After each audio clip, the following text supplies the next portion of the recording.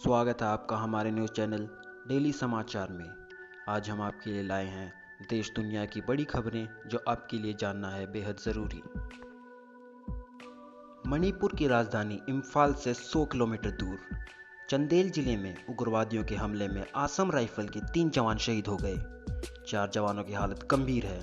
बताया जा रहा है कि ये उग्रवादी एक local group people liberation army के थे। भारत म्यांमार सीमा पर उग्रवादी समूहों के खिलाफ ऑपरेशन चलाया जा रहा था। इसी दौरान जवान उग्रवादियों की ओर से लगाई गई आईईडी की चपेट में आ गए। इसके बाद घात लगाकर बैठे उग्रवादियों ने जवानों पर गोली बरसा दी। हमले के बाद सेना उग्रवादियों की तलाश में सर्च ऑपरेशन चला रही है। इसके साथ ही भारत म्यांमार सीमा पर चौकसी बढ़ा दी गई है। 5 अगस्त से सेहत बनाइए, लेकिन 31 तक स्कूल कॉलेज मत जाइए। अंबाला में सुरक्षित उतरी चिड़ियां। अनलॉक 3 से हट जाएगा नाइट कर्फ्यू। अनलॉक का तीसरा फेज यानी अनलॉक 3 1 अगस्त से शुरू हो रहा है। रात में चहल पहल बढ़ेगी। नाइट कर्फ्यू जो हट रहा है। सेहत के फिक्रमंद लोगों को भी राहत दी गई है। 5 अगस्त से देश भर में जिम खुल जाएंगे, साथ ही योग इंस्टीट्यूशन भी खुलेंगे, लेकिन स्कूल कॉलेज 31 अगस्त तक बंद रहेंगे। अंबाला में सुरक्षित उतरी चिड़ियां। 12 साल का इंतजार बुधवार को खत्म हुआ। 4 साल पुराने विवादों पर भी अब शायद विराम लग गया, क्योंकि राफेल अब भारत आ चुका है।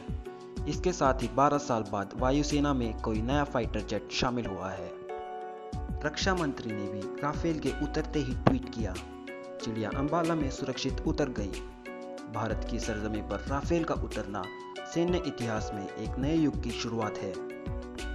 अब बात अंदर की, बात हमारे एयर चीफ की। एयर मार्शल RKS भदौरिया बतौर डिप्टी चीफ फ्रांस के साथ राफेल डील के लिए बनी टीम के चेयरमैन थे। इस टीम के जिम्मे सभी नेगोशिएशन करना था।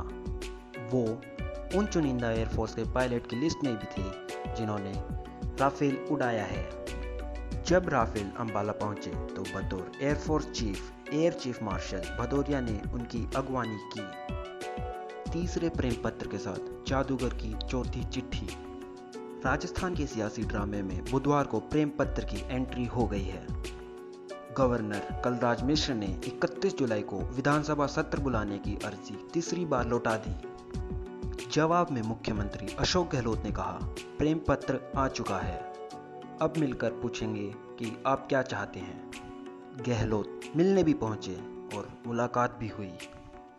15 मिनट की मुलाकात में क्या निकला यह मुख्यमंत्री अशोक गहलोत ने नहीं बताया, लेकिन ये ज़रूर बताया कि वो लंबी लड़ाई के लिए तैयार हैं। बोले, 70 साल में पहली बार किसी गवर्नर ने इस तरह के सवाल किए हैं।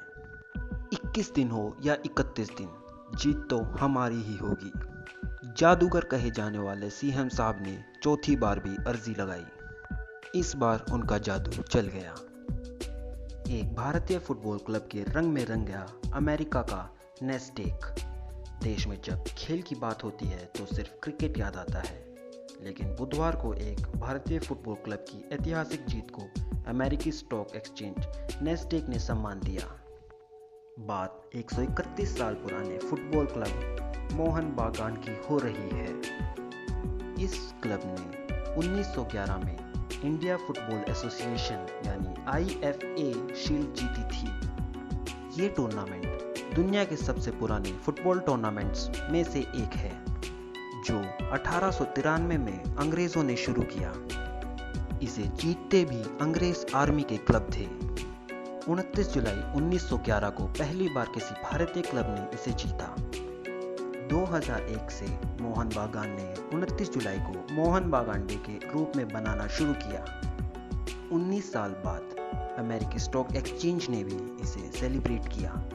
सुप्रीम कोर्ट तक पहुंची सुशांत की सुसाइड मिस्ट्री। सुशांत सुसाइड मामला बुधवार को सुप्रीम कोर्ट पहुंच गया। लेकर भी कौन गया?